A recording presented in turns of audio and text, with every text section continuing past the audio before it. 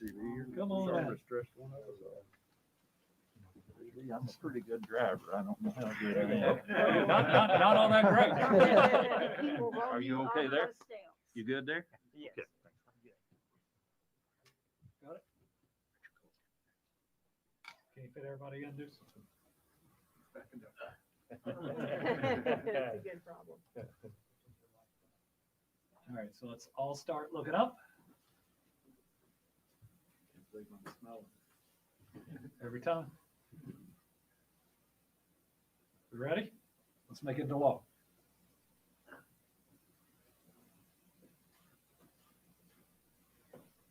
And 113, 2022. Thank you all and congratulations.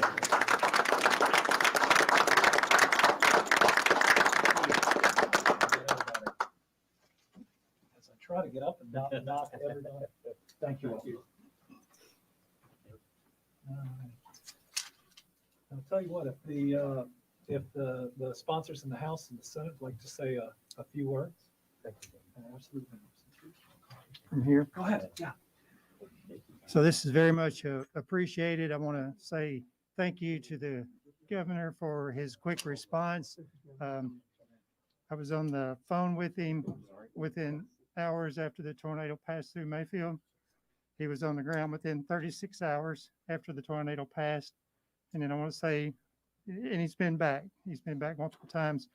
I want to say thank you to House and Senate leadership for their quick action on the bill, getting this process started, and for our chairs and A&R chairs in both the House and the Senate for their quick action and quick response. And I think this shows the bipartisan effort that's needed. And we all know that natural disasters does not know the difference between Democrat and Republican. So thank you very much.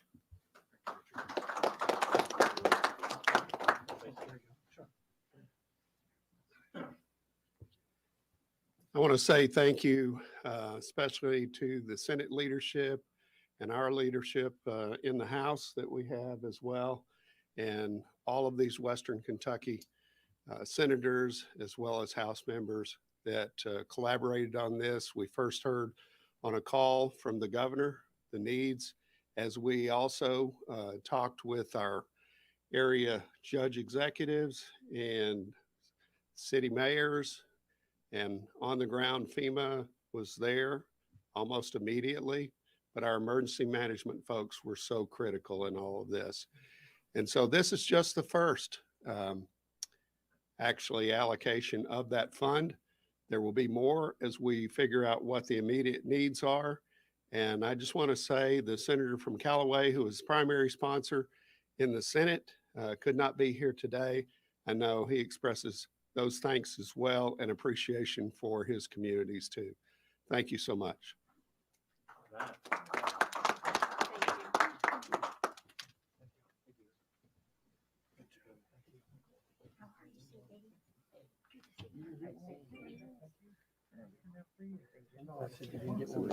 Okay. Jimmy, do you want to get CB? Yeah, I got it. Are you gonna get? Okay, Yeah, thanks. please. Jimmy's going to get you. Thanks, Governor. How fast you want to go down, CB? Oh, Zoom. No. Thanks.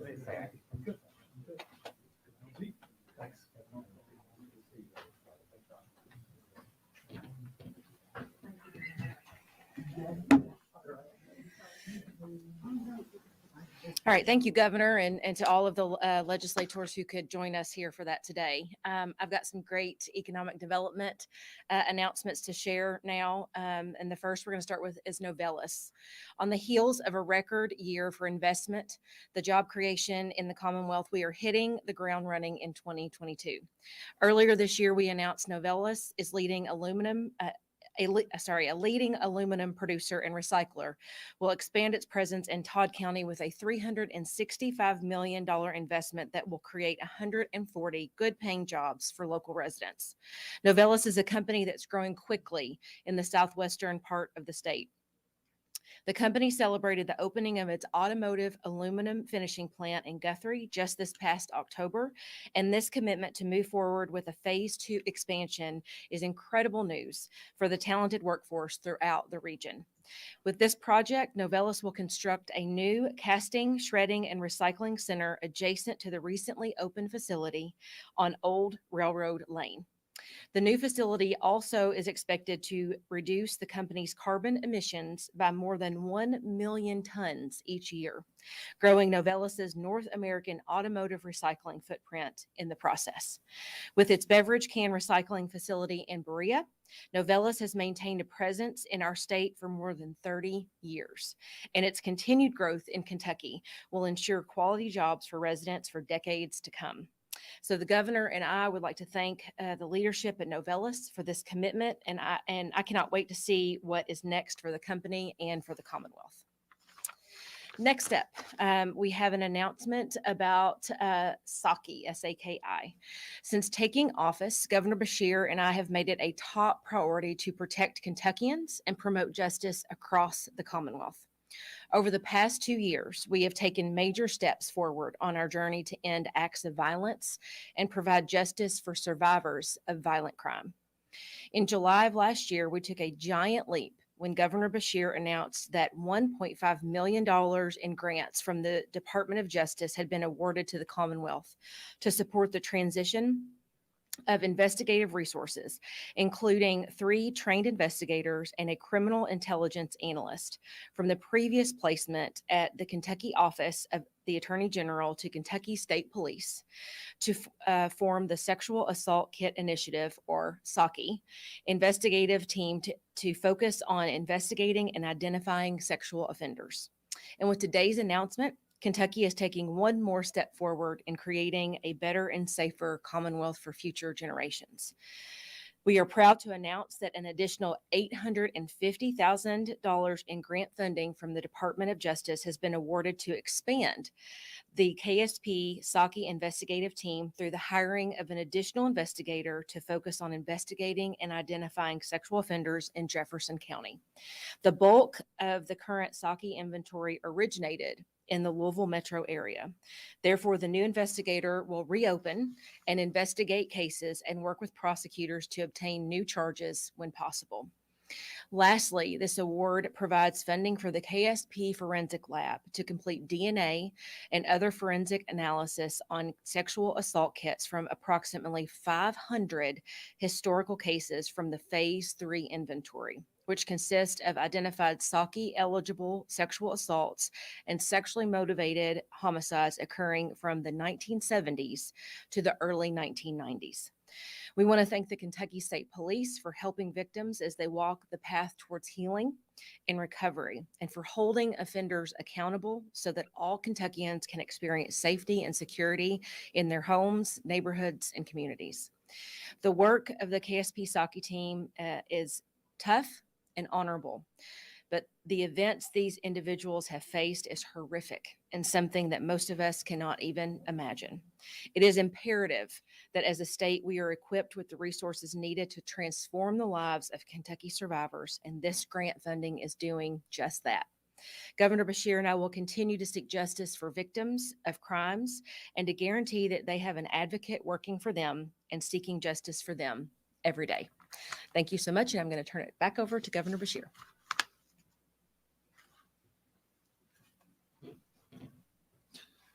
All right, today is day 4 of our preview of my recommended budget titled Our Future is Now.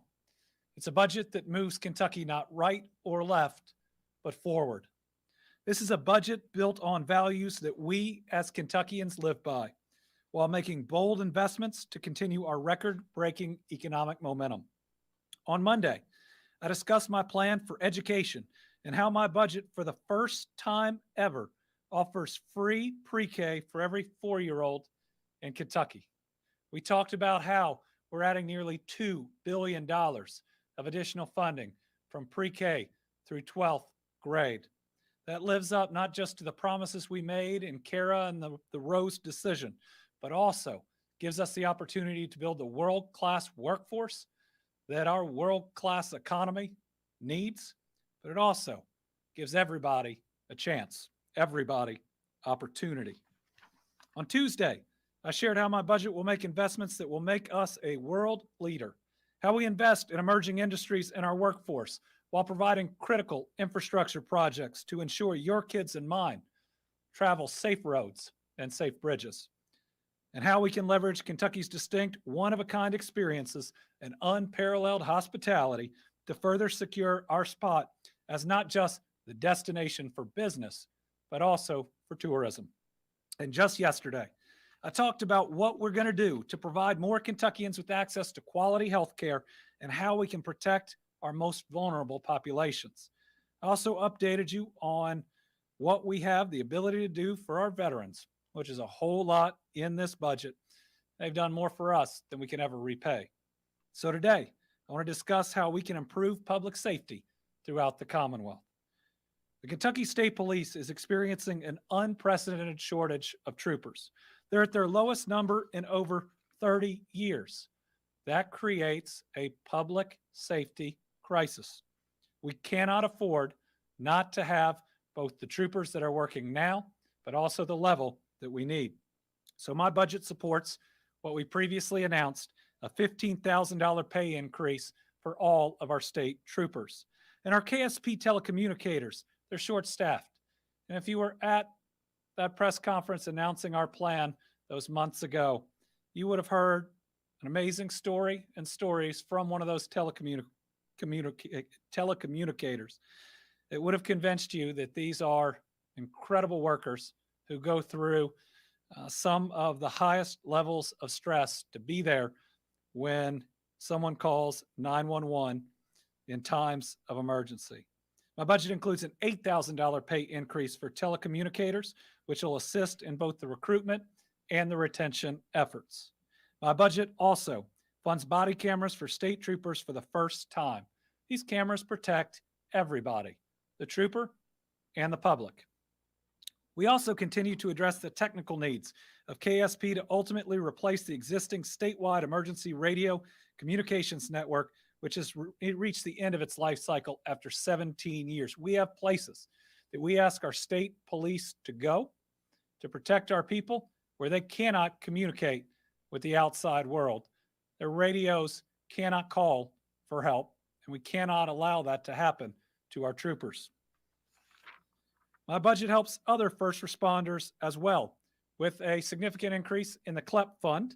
Local state law enforcement officers and local firefighters will receive a much needed stipend increase. My budget provides an hourly pay increase to sheriff's offices for employees who provide security at courthouses. When you look at what they're actually paid, it's not right. And this budget works to make it better. We're also supporting our state prosecutors network by funding additional positions in our Commonwealth attorneys' offices and our county attorneys' offices. These investments will enhance victim services, including the implementation of Marsy's Law, as well as address case backlogs and additional workload due to recent legislative changes. And we're investing in our corrections officers and juvenile justice employees to help staffing shortages and retention. And we're providing funding for an additional 25 probation and parole officers. We're also investing in our corrections system. And before the pandemic hit, when we talked about our long-term challenges, we talked about how our prisons are in the wrong places. While yes, over time, we want fewer people incarcerated, we are still going to need some facilities. And so many of our facilities were in places where it's very difficult, based on the economy of that county, to recruit workers. And that we have some facilities that are absolutely crumbling, with the majority of their dormitories no longer fit for housing. So we're investing in the expansion of the Little Sandy Correctional Complex with a separate $170 million project to construct the correction system's statewide medical facility. That is to move the medical facility ultimately from the Kentucky State Reformatory, which I believe is in the worst shape of any of the facilities and does not have much left on its life, to another location.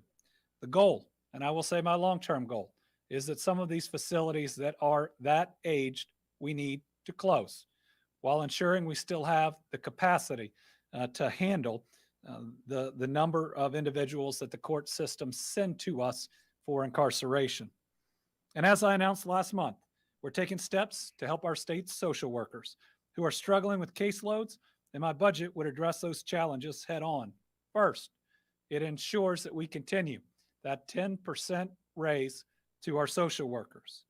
Then it adds 350 more staff to reduce the average caseload by nearly 25%. Folks, we have to budget for what we need to protect our children.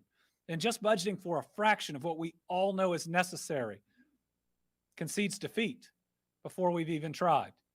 Yes, we might not be able to hire all 350 people in a year, but we clearly set the benchmark for where we have to get, and we do not allow our budget to be an excuse for not moving as quickly as we can to help our social workers and ultimately have the people that need to be there to protect our families. To attract and retain more social workers, my budget includes a loan forgiveness program to provide a maximum $3,000 a year for each year of employment as a social service worker with DCBS, and you can do that for 5 years. So teachers, nurses, and social workers all have loan forgiveness in this budget that would be a 5-year program offering them $3,000 of forgiveness each year. That is a retention benefit. It's how we keep hardworking folks in professions that we need to, where in some instances we've removed a pension, which was the retention benefit that kept people working 20 or 30 years. The rest of state government, we're going to help those incredible workers too. That's why for the first time in over 20 years, state employees are going to receive a significant salary increase. I will tell you, we had to go to print with our budget, not just before the House had their surprise and submitted theirs, before Representative Graham submitted his bill.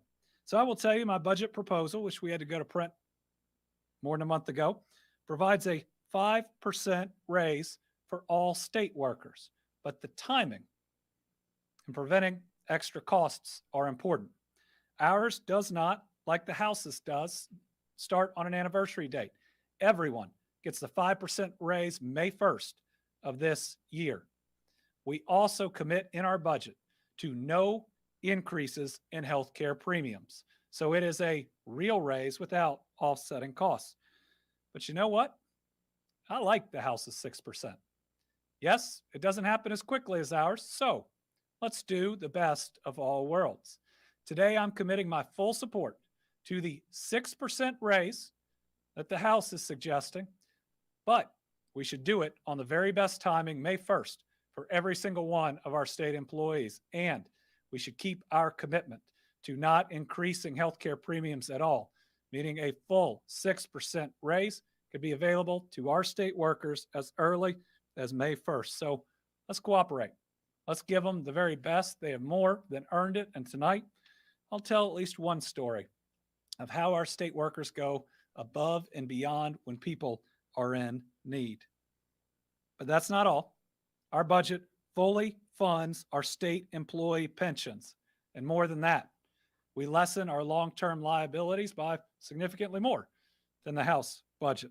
We provide an over and above payment to the KRS pension system of $750 million in this budget. Our state employees, they deserve all that. They deserve that 6% raise. They deserve no increase in their health care premiums. They deserve to get their raise on May 1st, and they deserve more assurance that that pension is going to be there for them in the future. And when we talk about doing right in our state government, we must restore the Commission on Women, restore funding, full funding to the Commission on Human Rights. And we have to reinstate the Office of Minority Empowerment. My budget does all of that. Kentucky's been hit hard by natural disasters over the last few years, by ongoing pandemic and by natural disasters. And what the current law does is it has you reach in to the rainy day fund. But we know now with changing weather patterns that we get hit every year. So for the first budget in our history, we include to respond to those disasters. $100 million disaster relief and recovery fund that will let us expend dollars quickly, have it already budgeted in our system, and we've already seen how people need help and they need it right away. This makes that more possible. The fund will include a no and low interest revolving loan program for local governments to help them respond as they await federal funding through FEMA or insurance claim proceeds.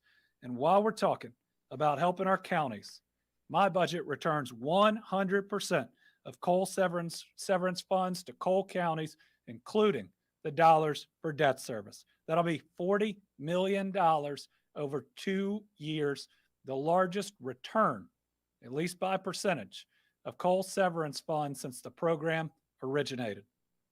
In this budget, we're also providing funding for our elections. Now is a time to invest in our people. Tonight, I'll deliver the full budget address. Some of it you'll have heard these last 4 days, but it's how these parts combine together to give us the bright future that my kids and yours deserve. We have never been at the point we find ourselves.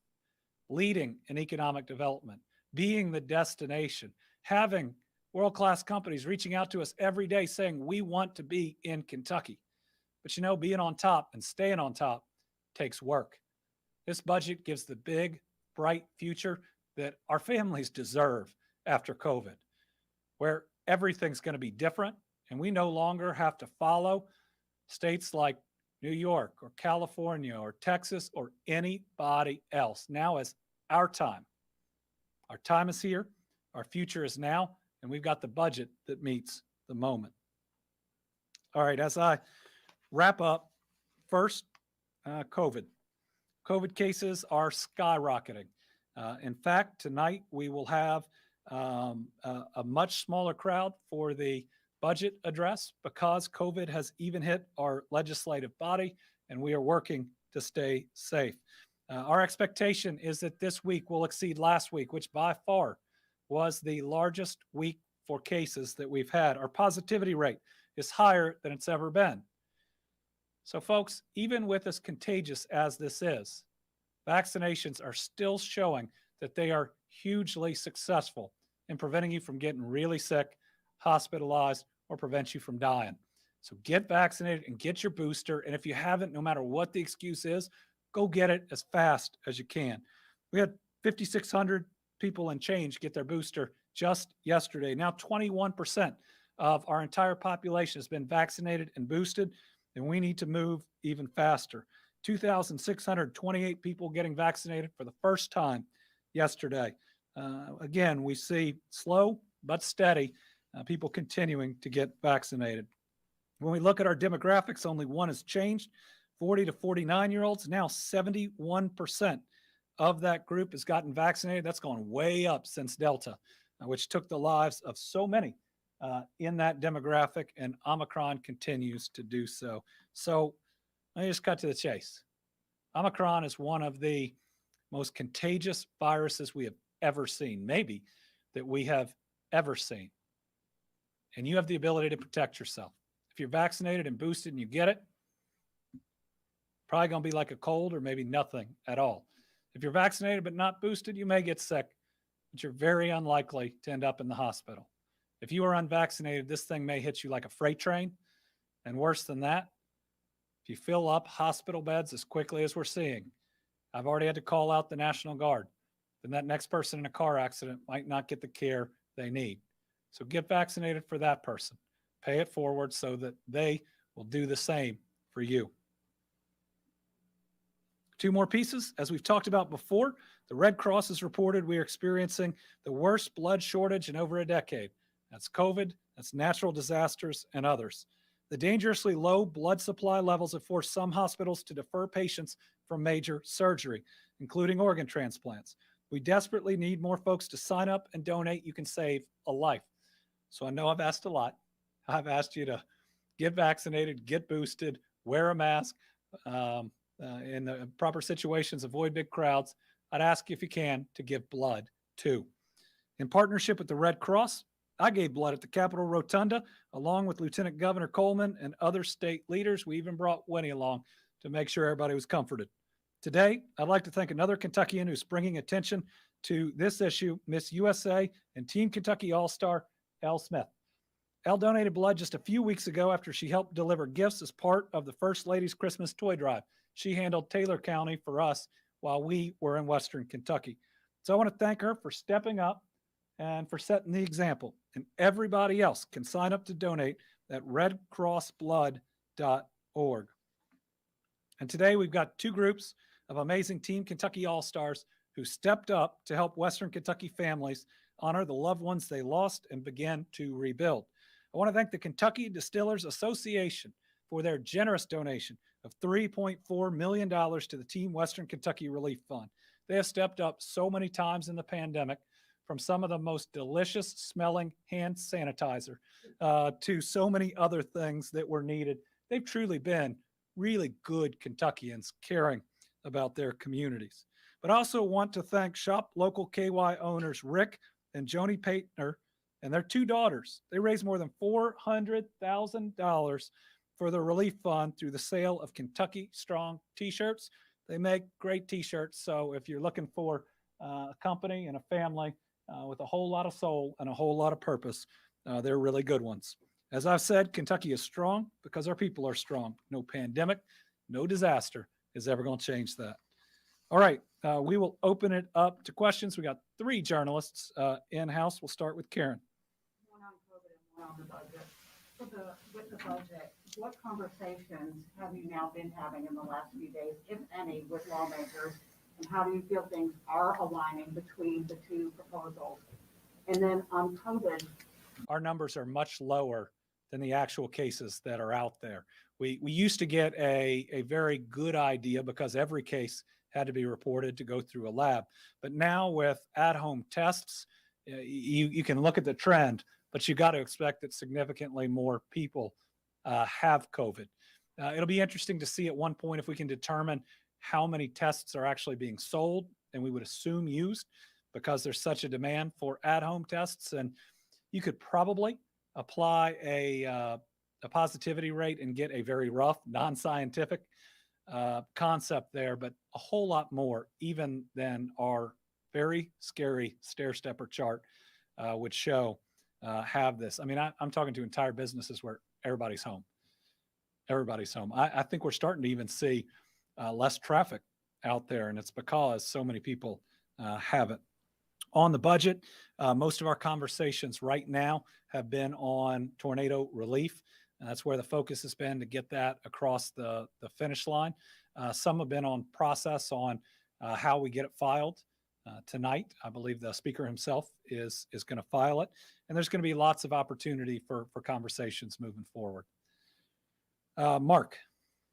In those conversations moving forward, obviously a lot of similarities in the two budgets, but I mean, if GOP leaders said to you, okay, Governor, we'll give you three things that are not in our budget right now, which of those three things would you absolutely want to include that are not in their budget currently? That's like an essay question. The question is, if we sit down with GOP leaders and they say, give us three things that are most important to you to get in this budget that are not in both of them, because KSP raises, for instance, are in both of them.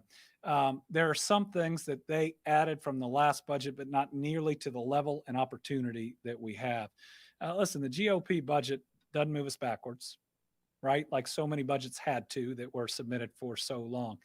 And maybe they tread water, maybe they move forward just a little, but it's the opportunity here is so great. That's such an incredible moment. You know, my challenge to them is, let's be bold. We can. There's no excuse not to. And not one thing that I've pushed forward has been red or blue, Democrat or Republican. All of them address the kitchen table issues in front of our families. Certainly pre-K and record education funding have to be two of the top ones that need to be on the table. There are so many others that we've talked about that are so critical to our families. Ensuring state worker raises, making sure we have enough social workers. The Site identification and development site, incredibly important if we don't want to fall behind, right, on that next Ford or Toyota. So I imagine if I was asked that question, I would probably list 9 for the 3 that were offered. Joe. Can you lay out some specifics on how much your budget proposal is devoting to the rainy day fund over the next 2 years and what that will bump it up to and how that differs from what the Republicans are proposing for the rainy day fund? And let me ask John to come up so we can get all that right. So right now, we have one of the largest rainy day funds in our state's history. When I became governor, we had one of the smallest in the country. Now we have one of the most robust. In fact, many state budget chairs or economists would say it's actually bigger than it needs to be. But still, we add to it. I think $250 million we add in the next 2 years. Do we add it all in the first year? We add it all in the first year to have, I believe, the healthiest budget reserve trust fund in our history. Remember, my last budget proposal didn't spend any from the rainy day fund.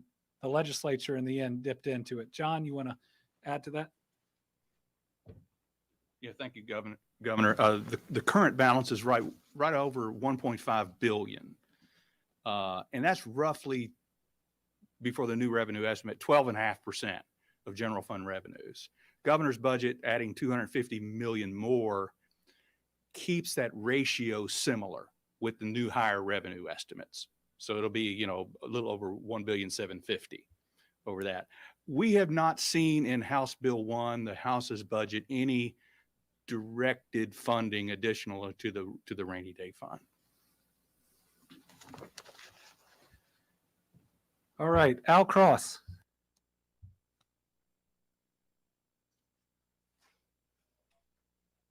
Thank you, Governor. This might be for Dr. Hicks as well. While the Republicans haven't designated money for the rainy day fund, they haven't appropriated all the expected revenue.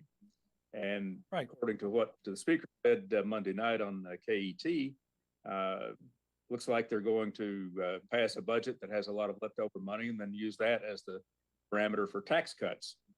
What do you think about that approach? Well, I think that it is unnecessary and can be destructive. I mean, the concept when people throw out something like tax reform, what they always say is it's our business climate that we need to improve. Al, we just came off the best year of economic development ever in our history. One of the largest, most sophisticated companies in the country is investing $6 billion in us. We had $11.2 billion in new investment, 18,000 new jobs at the second highest wage. Corporate receipts are higher, I think, than they've ever been before, meaning our companies are making more money because that's corporate income tax. They only pay that amount more if they're making that amount more. We're seeing the same through withholdings and other parts. Every single indication that is all based on success of the business community coming into the state is that we've never had a better, more favorable environment than now. So if we've arrived, if we're beating other states in economic development, if our companies are doing better than they've ever done before, and they tinker with our tax code, and there are always unintended consequences, we could really hurt, if not kill, the golden goose that right now is providing such opportunity for us. Most of the time when you're winning and you're winning and you're winning, you don't change your offense just because you think you might want to, right? If we continue the way that we are moving and with the tax code that we have, we will continue to win. Tom Latek, Kentucky Today. Well, thank you, Governor, and good afternoon. I'm seeing more and more stories that Omicron may have seen its peak in the United States. Have you gotten any information from the Biden administration regarding that? And or have you heard something from Dr. Stack or state public health officials on that topic? So we do not believe, and we're not getting information in, that Omicron has peaked in the United States yet. They think that it may have peaked certainly in Africa. There are some areas of the United States that we're hoping it's peaked and will decrease. What they are telling us is that they believe the peak will occur in January. that we haven't hit it yet in most places, but that in the coming weeks, and I don't think anybody has an exact time period, that they hope that it will peak. But that hope is also mixed with the concern about how fast it's increasing and what that means about where the peak is. Again, it's all theory. We really hope it's true. Generally, when you look at these things, like if we can go all the way back to Philadelphia versus St. Louis, the faster you go up, the faster you go down, but also the more lives you lose, even in that short period of time. Bria Jones. No questions from me at this time, Governor. Thank you. Bria Jones is our new Team Kentucky All-Star. John Charlton.